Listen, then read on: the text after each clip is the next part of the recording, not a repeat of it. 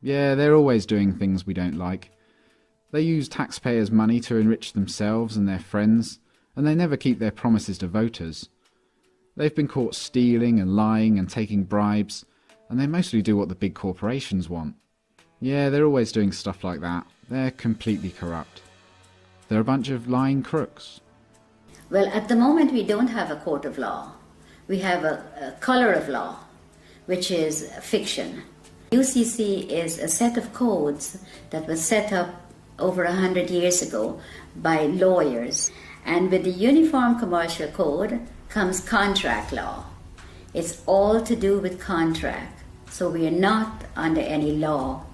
We're just under contract. The UCC is very, very important for people to learn about what's going on with their lives, because we are under contract law, no other law. There is no law at all. Majority of the judges here in the United Kingdom are not judges. They're just doing business. They might be a retired lawyer. They're doing business as judge. And so-called judges in Malawi and in Canada? All of them, exactly the same system. They're under the UCC. When you buy a car, you are invited to defraud yourself by then handing it over to the Crown of the State, unwittingly. Yes, because it's fraud, and they're committing this fraud, and they're not letting you know what they're doing. They make millions, hundreds of millions.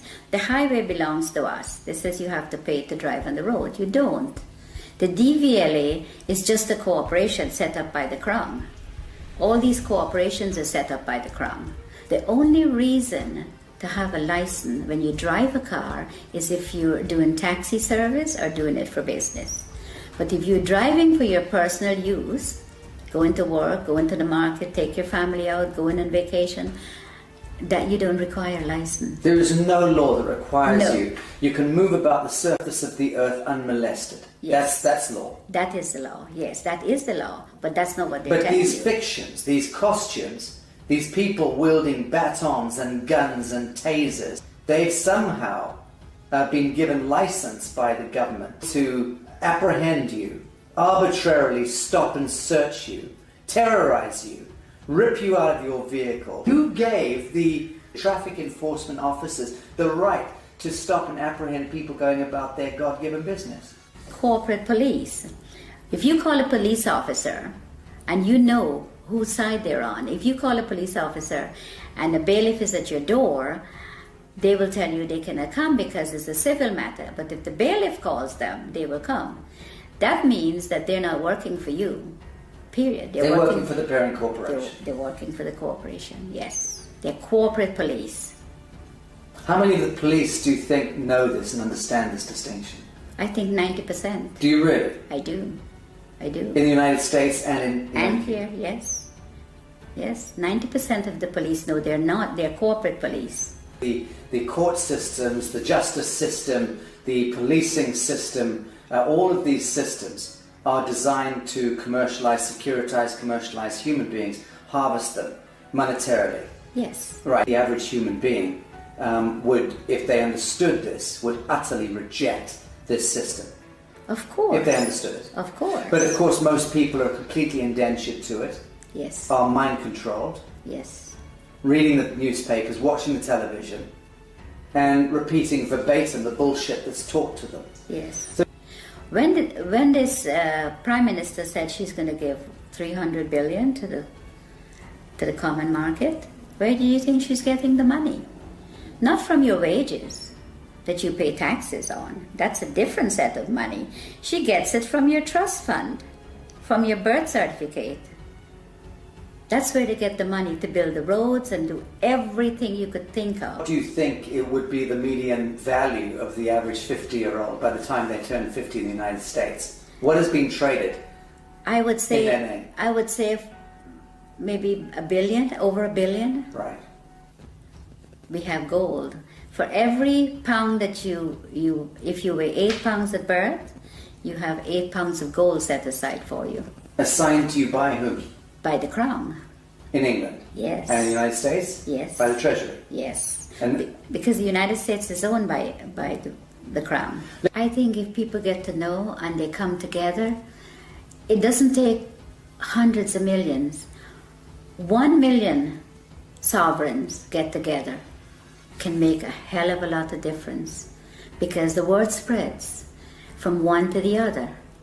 And once people get to know that this is what is being done to them, it's going to be like wildfire.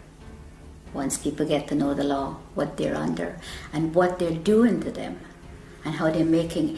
You see, they make things to distract you, like the news and all this fake, all this stuff, television, and this is what they do. So once people can get together, if 100 people go to the bank and all keep taking out £100, before the end of the day, the bank will close.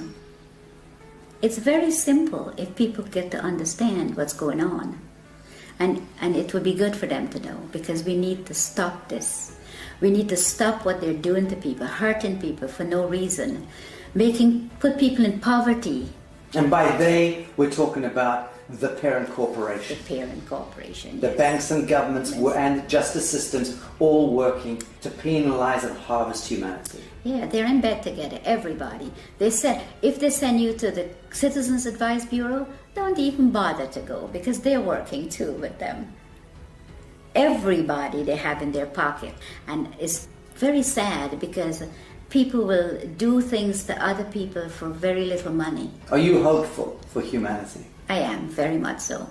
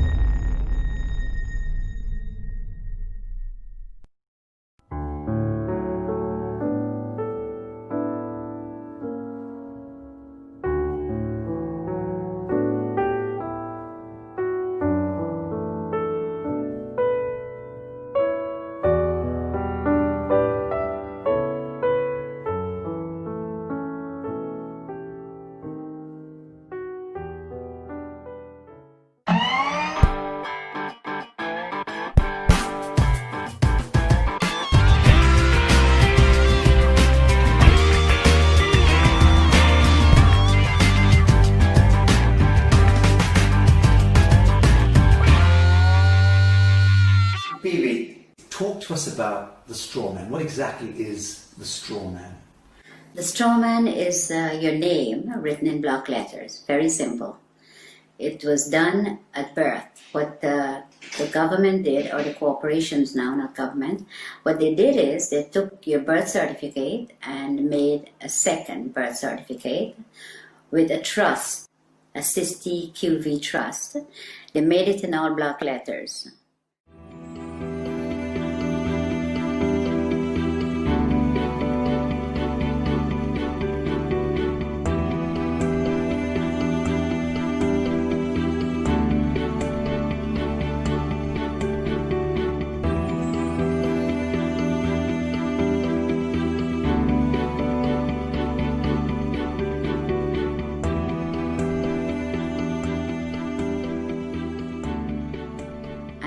For them to interact with you, they have to interact with you as a fiction, because they're all corporations. Corporation cannot interact with real people.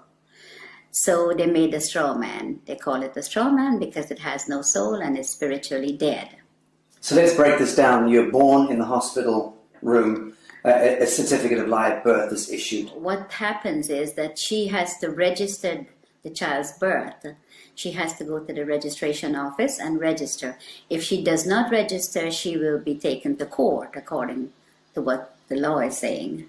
They take the birth certificate that she registered as an informant then that she has the child, and they made a duplicate in all block letters. She didn't, they did. So they've turned the living child now into a trust, fiction. into a fiction. Trust, yes. Which has a certain value allocated to it.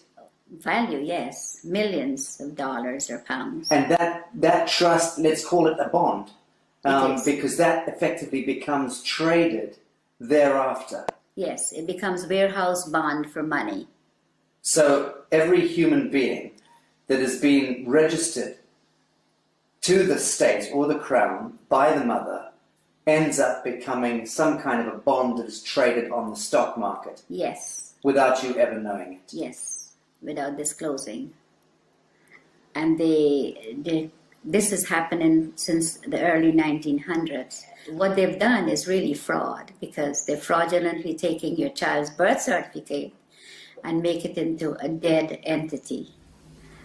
The dead entity birth certificate is making billions of pounds or dollars, depends on which country you're in. So your straw man is considered a dead entity, and the corporation can interact with it. If you have to go to court, it's not going to be in your real name because they don't have it. All they have is the dead entity, and they interact with that.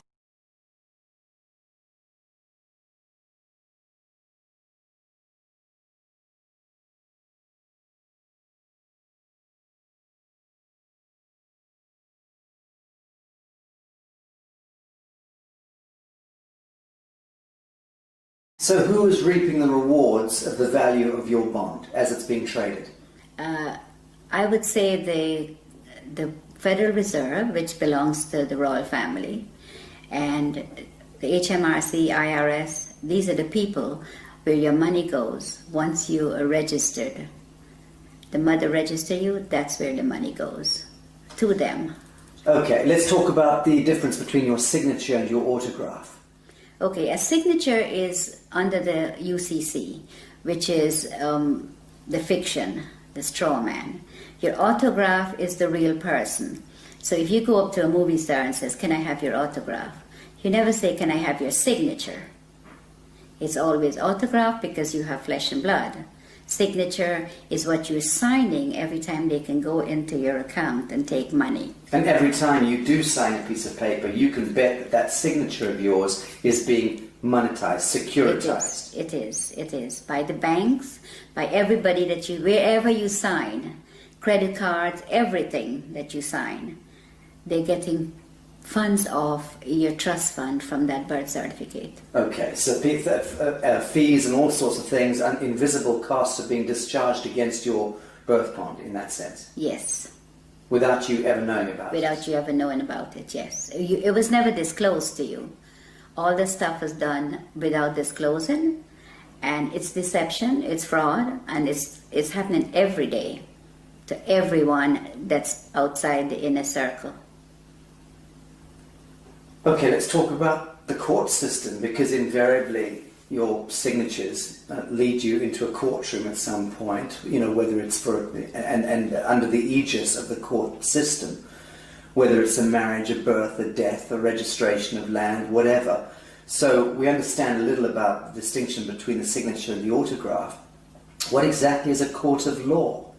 Well, at the moment we don't have a court of law. We have a color of law, which is fiction. So when you go into a court system here or America, you walk into a system where there is no law. So it is lawless. So when you go in there and you speak to somebody doing business as a judge, there is no judge. You could ask the judge to see his oath. He doesn't have one. He's a cashier. Yeah, he's a banker. A banker. Yes. So when you sign any papers in the court, that's when he gets paid out of your 60 QV trust on your birth certificate. That's where he gets the money. If you go into the court, you still lose because it is not a court of law for you. In a situation like that, when should you use your signature and sign something, and when shouldn't you? There's a special way of, under the UCC, we go back to that, there's a special way of signing without responsibility for your signature. So that if you sign in the special way according to the UCC, you're not responsible for anything that's on the paper. Okay. Now, for the layman, describe UCC. What are we talking about? Okay. What is the UCC? The UCC is a set of codes that was set up over 100 years ago by lawyers. And with the Uniform Commercial Code comes contract law. It's all to do with contract. So we are not under any law. We're just under contract. Someone could call you up and says, "Oh, would you like to contract with me to get TV license or to get something that you need, and you contract. Telephone, everything is contract, everything. And under the UCC, you do not have to sign a stamp signature or a typed up signature is considered sign under the UCC. So when you get a letter in the mail and it has no signature, or it just have a stamp signature, then it is considered sign. The UCC is very, very important for people to learn about what's going on with their lives, because we are under contract law, no other law. There is no law at all. In America, the court system is operated under military. When you walk into a courtroom, I don't care which courtroom, if it's a higher court or a lower court, they're under the military. Now you walk in there and you're not a military member, and you're not told that you've been tried under the military. If you mention the Constitution, the judge says it does not apply in my courtroom. But you don't know what he's saying, because you don't know what they're doing to you when you're there. And all of that language is designed to confuse the hell out of you. Yes, it's designed under the UCC, and they know. They know what they're doing, and they know how to manipulate you. So you're saying all judges are very schooled and versed in UCC? Yes. They're taken to special training schools in order to learn this? Yeah, the president appoints all the federal judges in America.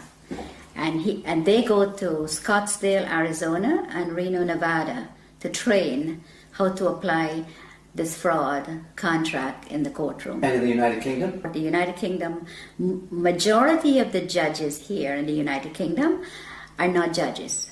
They're just doing business. They might be a retired lawyer. They're doing business as judge. And so-called judges in Malawi and in Canada? All of them, exactly the same system. They're under the UCC. Okay, I want to talk about some mundane issues. Who owns your car? The DVLA in England. In the United Kingdom? Yes.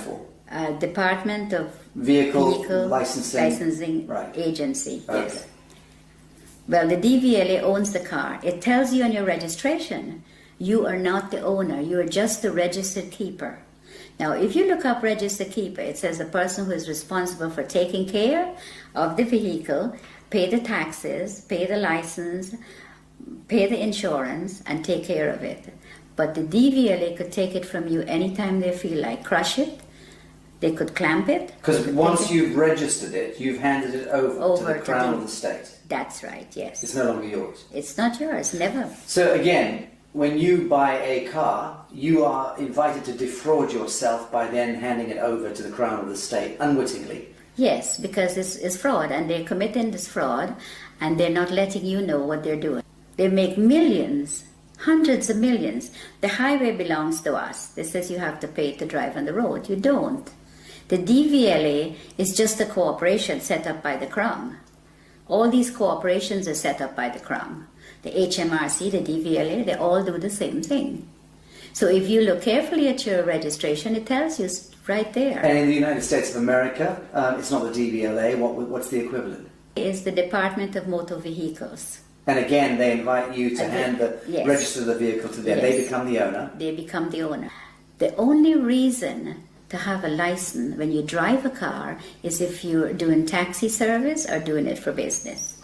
But if you're driving for your personal use, going to work, going to the market, take your family out, going on vacation, that you don't require a license. There is no law that requires No. you. You can move about the surface of the earth unmolested. Yes. That's law. That is the law. Yes, that is the law. But that's not what they tell But these you. fictions, these costumes, these people wielding batons and guns and tasers, they've somehow been given license by the government to apprehend you, arbitrarily stop and search you, terrorize you, rip you out of your vehicle. Who gave the traffic enforcement officers the right to stop and apprehend people going about their God-given business? The corporations that they're under. The police are not constables. And the Queen took an oath to represent the sovereign people, which she's not doing. She's now a corporation herself. So the police is under corporate. They're not constables. Constables are the people who that beats the street and get to know your neighborhood and speak to the people. Keeps the peace. Keeps the peace, yes. But they're not constables. They're corporate police. If you call a police officer and you know whose side they're on, if you call a police officer and a bailiff is at your door, they will tell you they cannot come because it's a civil matter. But if the bailiff calls them, they will come. That means that they're not working for you, period. They're working for the parent corporation. They're working for the corporation, yes. They're corporate police. How many of the police do you think know this and understand this distinction? I think 90%. Do you really? I do. In the United States and in... And here, yes. Yes, 90% of the police know they're corporate police. But surely then they understand that they are in serious breach of their foundational oath. And they should thereby surely understand that the Queen of England is in serious breach of her coronation oath, which requires her to intervene if her parliament or government is conducting any cruel and unusual punishments against the people. And it's my understanding that being stopped going about your business in the street and dragged out of your vehicle and beaten with a baton for whatever reason, that to me by definition is cruel and unusual punishment. Okay, but they're given that permission to do that by the corporation they're in. They are given. If they were not given that permission, they could not have done that. They could not drag you out of your car or molest you or take you to the station for no reason. But it's not a law that gives them the right. It's a statute. It's a technocratic words on paper, statutes that have allowed them contractually to go ahead and beat the citizenry, right? Okay, yes. But it's not lawful. No, it's not. It's entirely not. unlawful. It's legal and it's fraudulent activities, and they're being backed up by their corporate headquarters. So you cannot win because there's always somebody there to protect them, and they know that. So let's drill down into this. A policeman is there and should be able to respond to a living soul doing injury against another living soul. If they witness that, they have every right to intervene. In the same way that you and I can conduct a citizen's arrest. If we see that somebody's being harmed, we should step in and try to intervene. But that's really as far as it goes. They have no business trying to commercialize human beings and penalize us for walking across streets or for not stopping at an amber light or whatever. All of that stuff is just nonsense dreamt up by the corporation. It is. Right. Yes, it is. It's all fraud. Everything they do. And that's why they're giving the opportunity to do this to the sovereign people. Because the sovereign people are ignorant of the Uniform Commercial Code and contract law and how these people operate. They go into the court and they do the same thing. You tell them, don't go.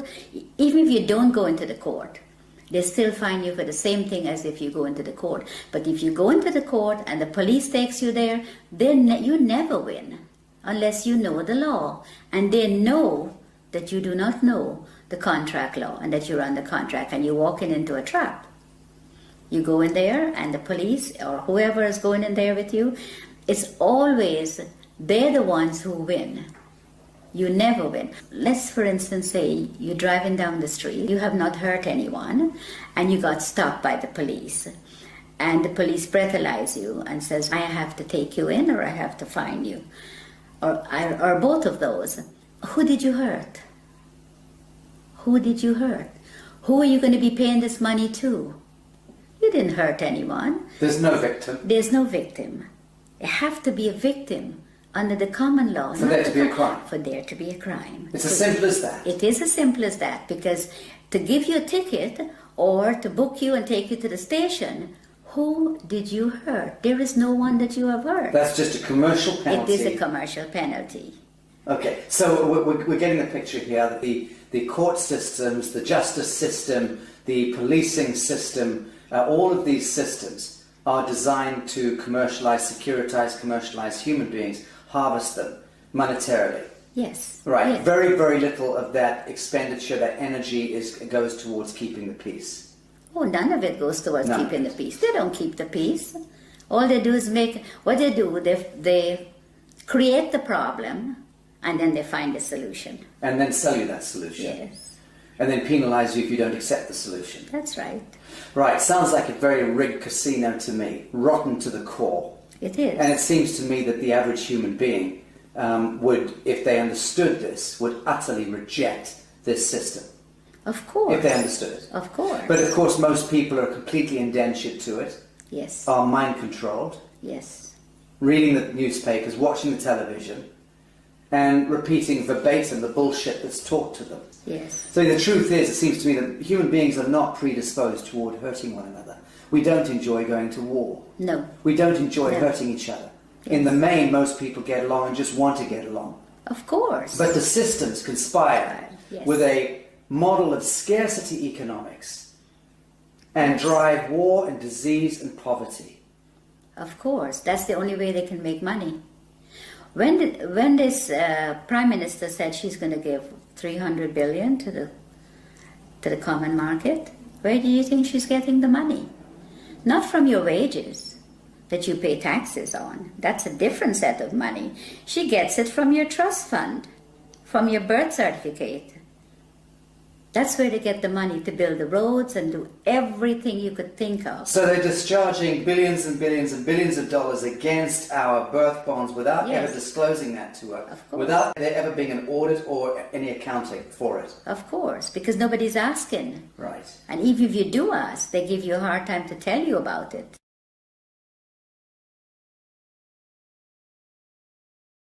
So if you try to go and discover your own birth bond, let's call it that, and you try to discover the true value, how does one go about doing that? You apply to the Federal Reserve for it. There's forms that you can fill in, and you can, once you find the bonds and the serial numbers, you can get it from the Federal Reserve because they have it. And you can then discover the value of your bond? Of course. And the average, let's say, 50-year-old in the United States would be worth what? A 50-year-old in the United States, it could be worth hundreds of millions. But one comment, if you go on the website and you put in your birth certificate number, and it comes up only one, you have hundreds of thousands of people are trading on it. Right. That's only one that you know of. I think what I'm getting at is, what do you think it would be the median value of the average 50-year-old by the time they turn 50 in the United States? What is being traded? I would say, in their name? I would say maybe $1 billion, over $1 billion Right. has been traded. Okay. Because when I checked, on one of my numbers is over 283,000 people are trading on it. Can you imagine how much money that is? So when we hear that the US has a debt of $23 trillion or whatever it is, that fictitious money was all pumped out of the air, but effectively it was discharged against the value of Yes. the people. Yes. Right, so that's where the fiction emerges. Yes. And it becomes this huge imbalance that no one quite understands. How on earth did we get that much money? They just made it up as they go along and tell us what they want to tell us. Yes, but they'll validate the making up of that money by, Yes. on paper, discharging it against the value of Yes. the citizenry. And the citizens' gold, our sovereign gold. We have gold. For every pound that if you weigh 8 pounds at birth, you have 8 pounds of gold set aside for you. Assigned to you by whom? By the Crown. In England? Yes. And in the United States? Yes. By the Treasury? Yes. And Because the United States is owned by the Crown. let's okay. So let's say there's 200 odd nations of the world. There's hundreds and hundreds of small island states, but there's about 200 nation states, big nation states. They are all of them a franchise of the Anglo-American Corporation. Yes. Let's call it that. Yes. And that the Anglo-American Corporation is an extension of the British Crown. Crown, yes. And the British Crown is collateralized by what, or backed by what? Gold. And by the people. The hundreds of millions of people. The British Empire has just went on the ground. It's still there. Controls the Bank of International Yes, Settlements, yes. controls all the reserve banks around Yes, the world and yes, so on. yes. Correct. So at what point do you believe the world sees through this grotesque fiction and then addresses the source code and then writes it? I think if people get to know what the UCC and the contract law does, and your straw man is your main problem. Once you can control your straw man, and it is yours and not theirs anymore, then you're in the right path. This is beautiful what you just said. You're talking about reclaiming the fiction that was established, the false light. Yes. Reclaiming the false light that was established in your name, given your identity, so to speak, at birth, without your knowledge. You're talking about us needing to reclaim that false light and step into ourselves, our true selves, as a people of the world, in order to reclaim reality from the fiction. Yes. That's powerful.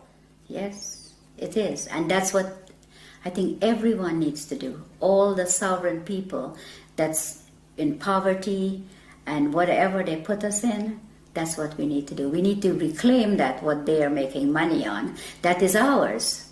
Then you wouldn't have wars, you wouldn't have people fighting for money, you wouldn't have poor people. Everybody will be okay. Everybody. But they do not want you to. If you do that, that will break down their system, and they do not want that. So once you know, you need to get into it, and you need to start reclaiming your straw man. It is yours.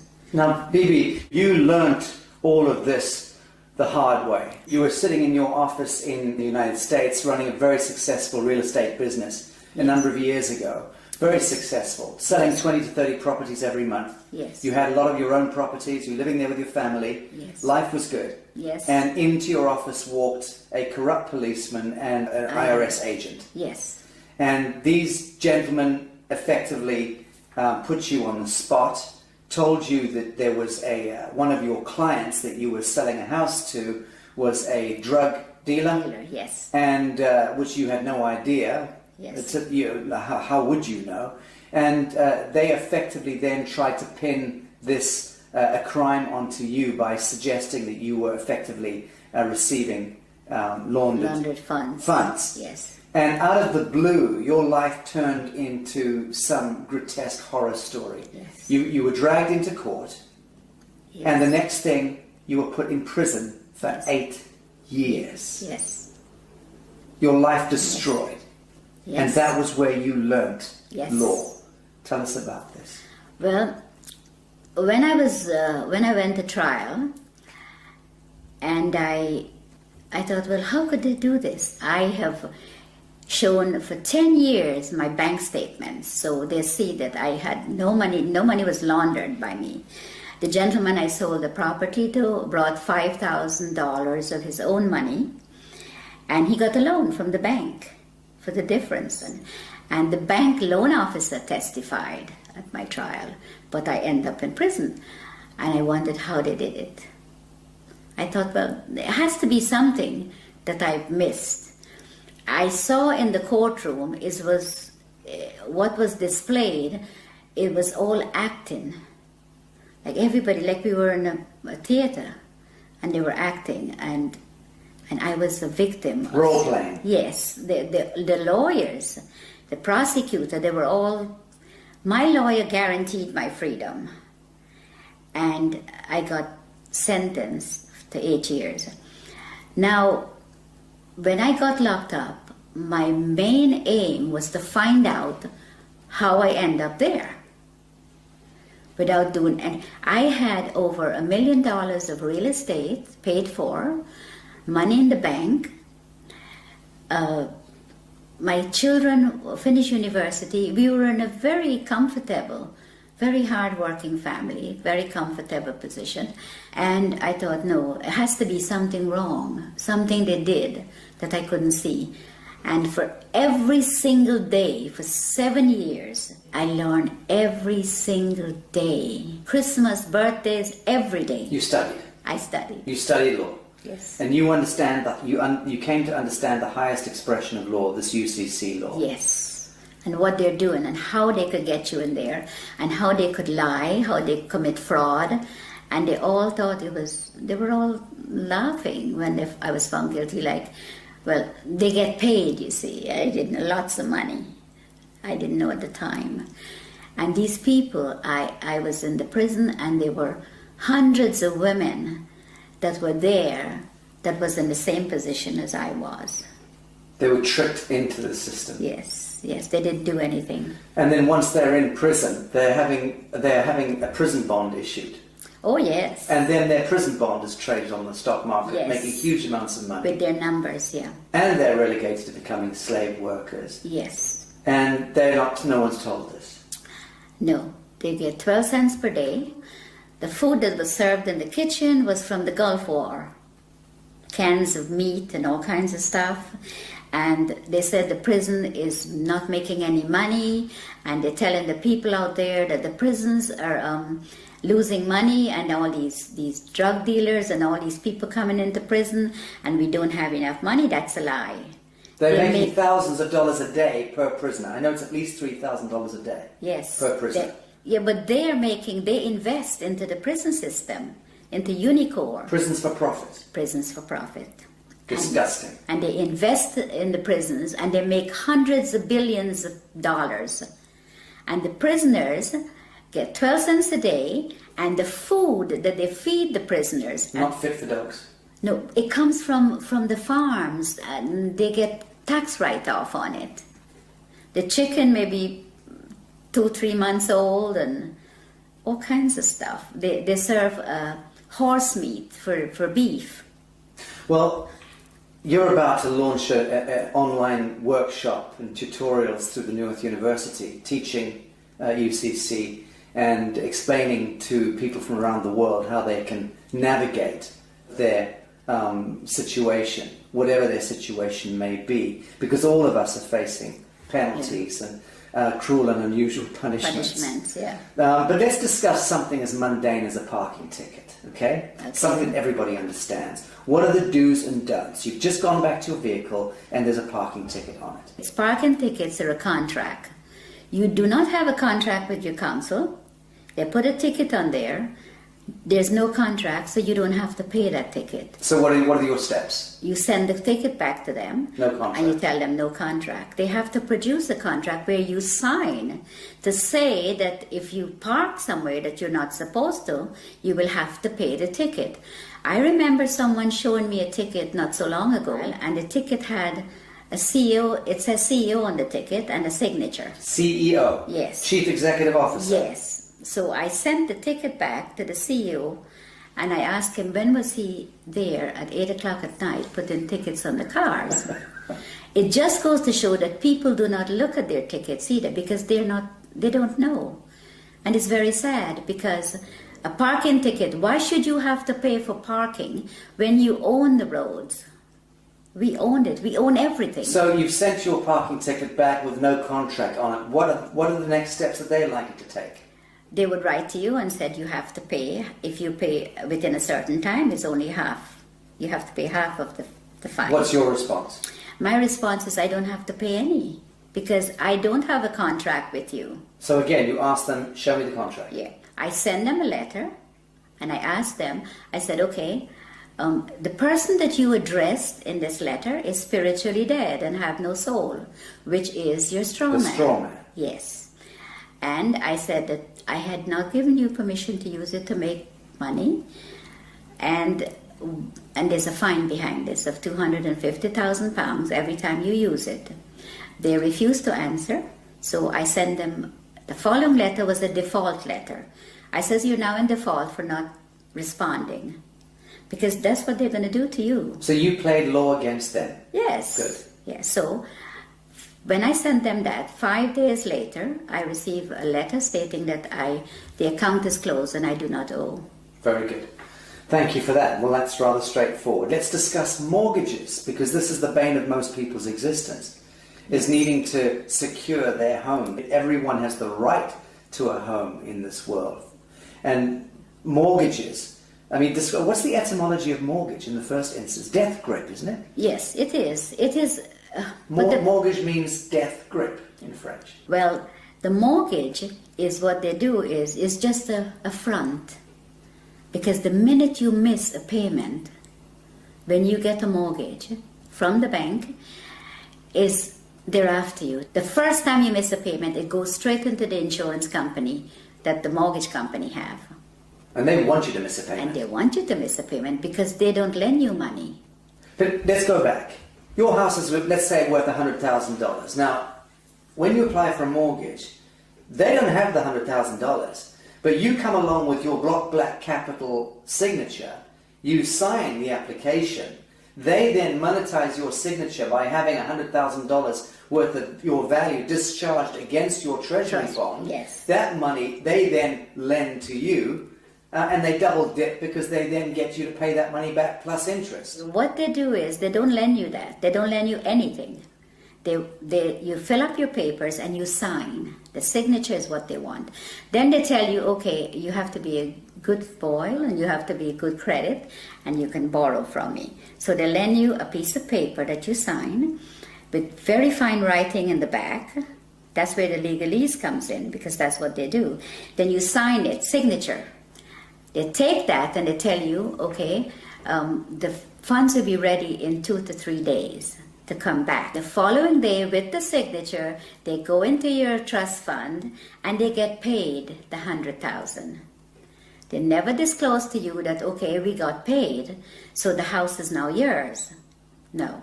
They come back when you go on the third day, they've already got their money, they say to you, okay, this is the agreement, you pay so much every month, the interest rate, all that you've already signed for.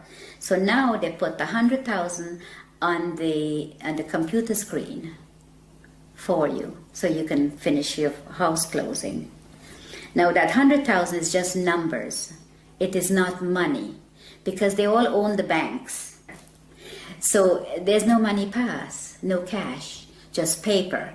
But they have your $100,000 already. If you don't pay, they take the house. They don't want nothing. They want the property because the money is just paper. It has no value.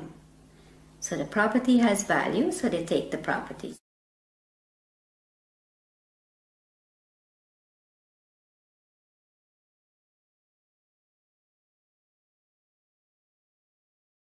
So let's talk about allodium title. What is allodium title? Why is it so important? Okay, allodium title is important because you do not own the land.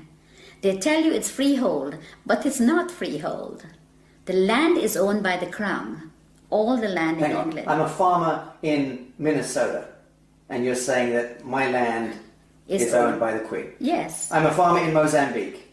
Your land is owned by the Queen. The Queen of England. The Queen of England. She owns all the land.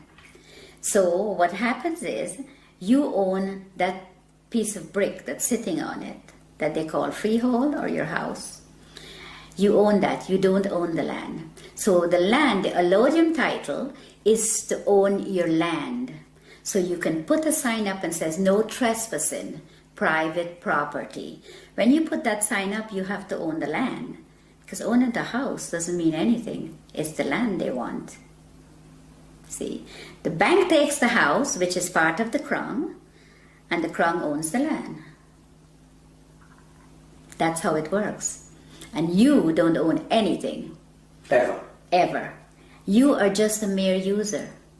So long as you are acting as your straw man. Now, when we reclaim ourselves from this fiction, and we do it as a people, many of us do it. Yeah. What then do you see? How do you see the dissolution of government, the dissolution of this behemoth, this Molochite monster that has taken over our lives, indentured us into bonded slavery all around the world, 7 billion souls, owned and controlled, indentured to a couple of hundred National Reserve banks themselves, indentured into the Bank of International Settlements, that controlled through the US Treasury, the Federal Reserve, the IFC, the IMF, the World Bank, and so on, back to the Crown of England, and behind that, the Vatican.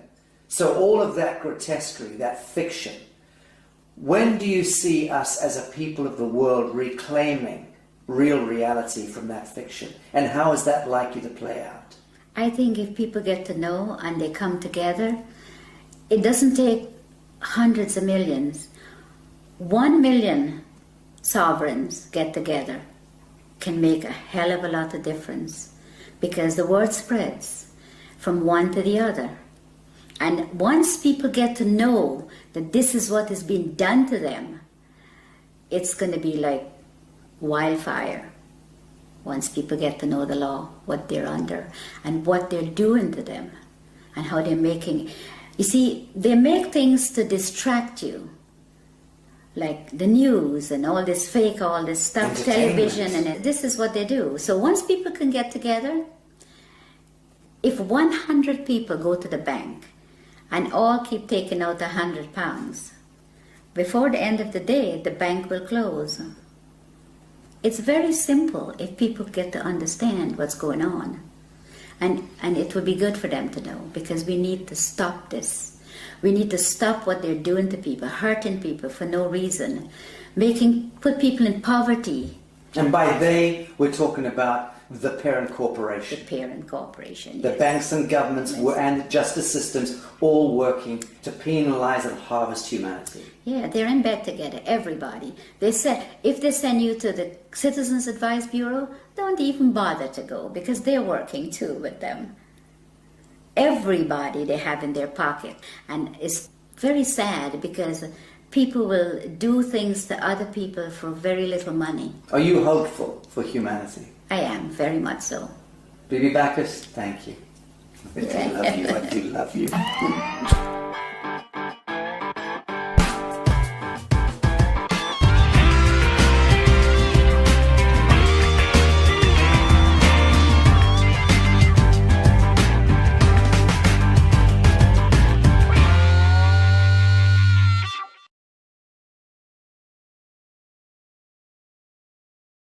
So let me get this straight.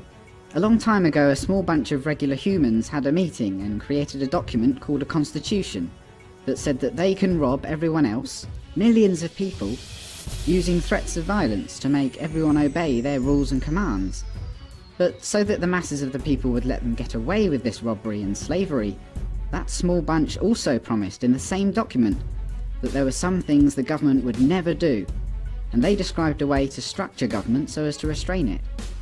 But over time, the promises have proven to be worthless, the restraints have proven to be useless, and government has grown significantly in size, power and scope, violating more and more of the rights of the people. It sounds to me as if the Constitution was written to constrain government. Then it's been a complete failure.